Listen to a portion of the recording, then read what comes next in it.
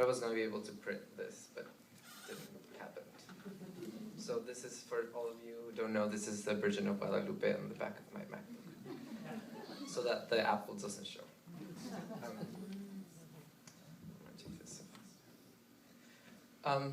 So I wanted to, whatever. We stand here before you trying to question what cinema has done to our lives. Each of us probably has a different relationship to the medium, both as spectators and as creators.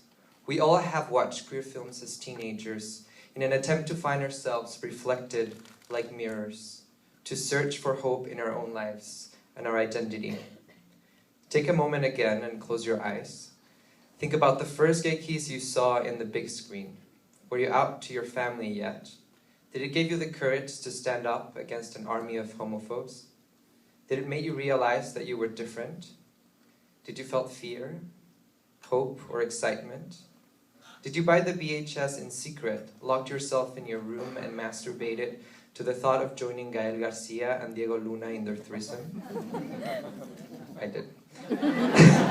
I didn't even know that gay threesomes existed until I saw it on a pirated version of Short Bus I bought on the black market. The guy who sold it to me said, "Young man, you will never forget this film. You have never seen something like this before." And he was right. The American national anthem would never be the same again. Perhaps that's the reason why film has the ability to change our lives. Its capability of imprinting memories into our brains as images moving, as phrases being spoken, as glimpses of our dreams, fears, and realities are echoed back to us. In fact, the reason why I'm here speaking in front of you is because of a film. In 2007, while studying my third year of medical school in the National University in Mexico, I saw Quemar las Naves, which translates to burn the boats, or burning bridges. In the movie, one of the nuns asks her student, "What do we mean when we say to burn the boats?" And she answers herself, "To be able to leave, you first have to burn everything that you left behind." The phrase was stuck in my head for months, and after my uncle died of cancer a few months later and told me that before dying to always follow my heart, I decided to quit medicine, move to Canada to study film, and burn the bridges. I always wondering if that seed wouldn't have been planted in my head months earlier, would have had the courage to pursue my dreams. The films stills playing behind me are some of the most influential ones in my life. Yet, it's really hard to tell you all of those stories in 6 minutes and 40 seconds. What I can tell you is that every of these films has shaped who I am today. Still, I always question so many details in a film, particularly queer films, because of the impact they have in shaping and understanding our identity. A trans friend of mine once told me, "Do you realize that we always die? That in every single movie I watch, all trans people are always psycho killers or homicide victims?" I think this extends to most queer characters portrayed in film. We almost always have a tragic ending, a punishment of sorts. I began to ask myself, why do we always die? Now that I think about it, I grew up watching gay people being murdered, both in the news and in the screen. And I was scared, because I thought, I'm gay. That would be my destiny.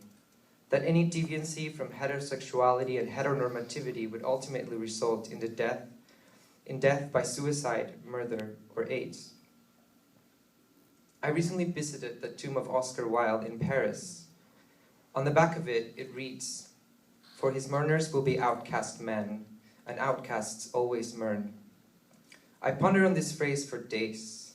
I thought about Wilde's truncated love affair with Lord Douglas, his conviction of gross indecency with another man, and his tragic death of cerebral meningitis.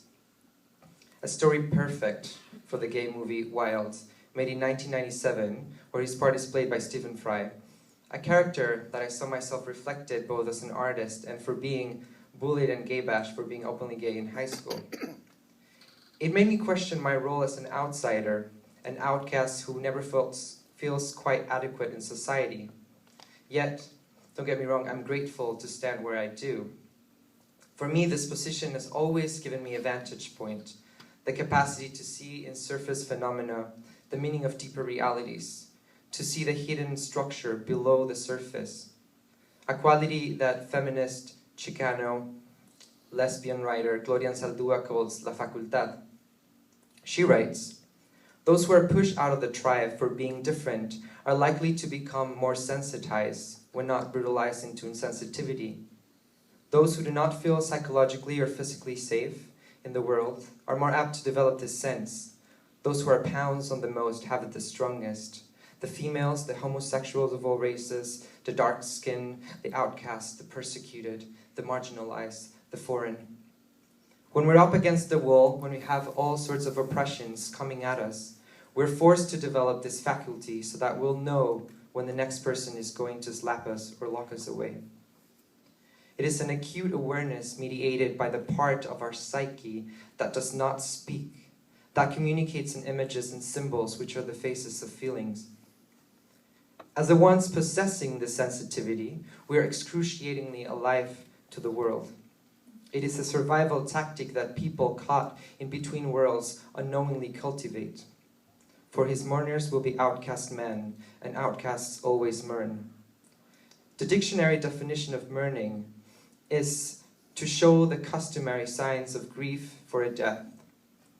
If, as outcasts, we always mourn, it means that people around us, our kin, our chosen families, are always dying, whether for reasons of violence, love crimes, AIDS, persecution, suicide, or natural causes.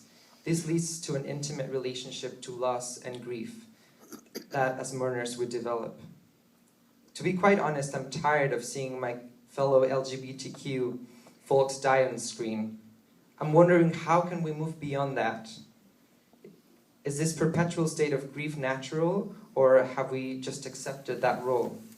My time is up, but before I'm done, I'll ask you 3 things.